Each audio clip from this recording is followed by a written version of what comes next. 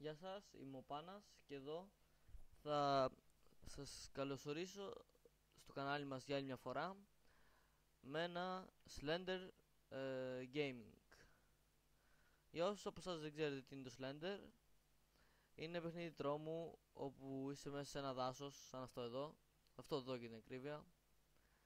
Προσπαθείς να βρεις 8 σελίδες την ώρα που σε κυνηγάει ένα πλάσμα που θέλει να σε σκοτώσει. Και ξεκινάμε. Ναι.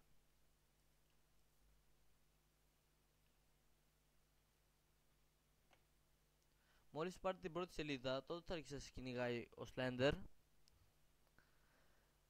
Και από εδώ και πέρα πρέπει να είστε προσεκτικοί.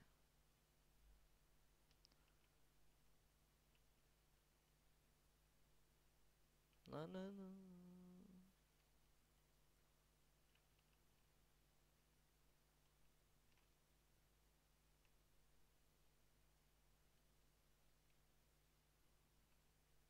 Α, νάτος.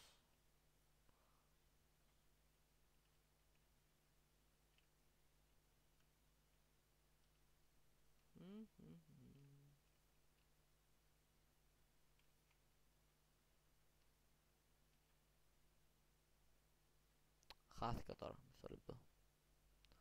Να το. Να και τα βράχια. Εχ, κακό αυτό. Μην με πιάσει από τις πρώτες σελίδες. Δεν είναι καλό.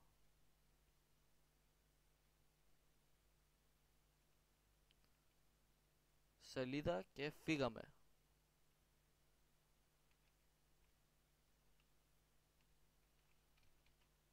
Μαμά!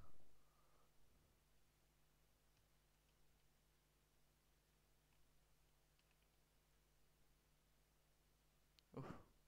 Πρέπει να στέκεστε που και που για να γεμίζετε ενέργεια.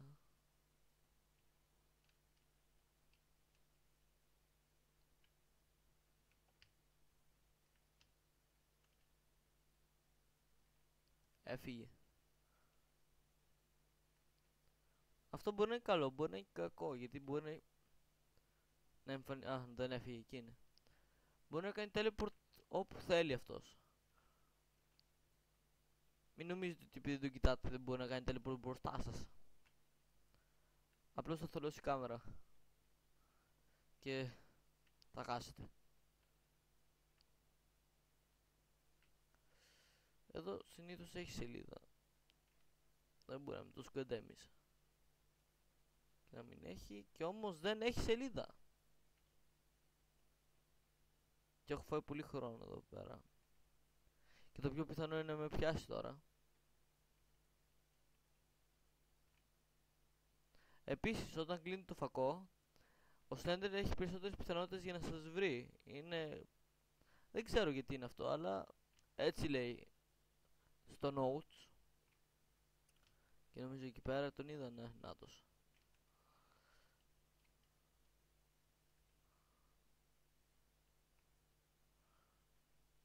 Slenderman.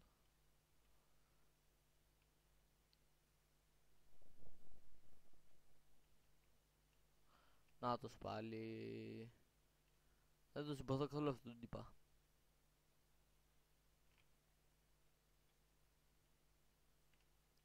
Όχι.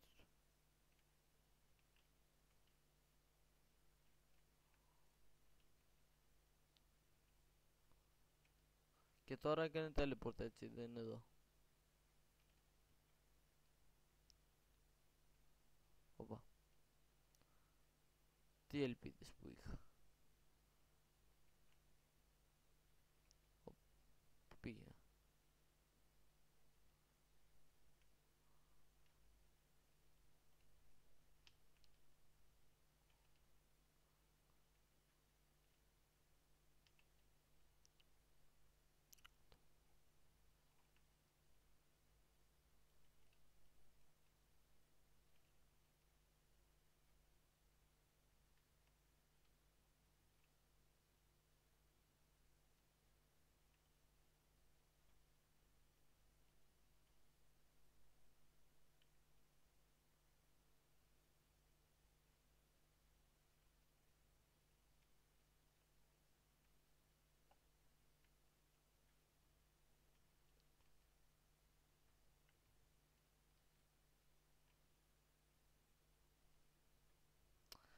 Ναι, τώρα όπως θα δείτε δεν μιλάω πολύ γιατί προσπαθώ να προσανατολιστώ μέσα σε αυτό το μέρος και να έχει πέμπτη σελίδα.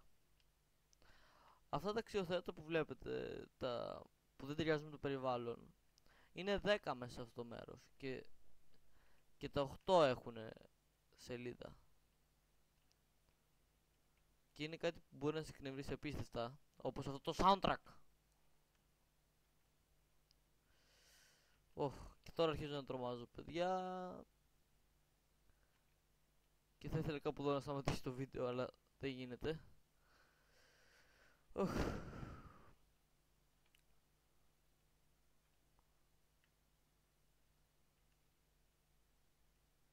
Έφυγε από εκεί, οπότε θα ακουστεί ένας θόρυβος τώρα, έτσι.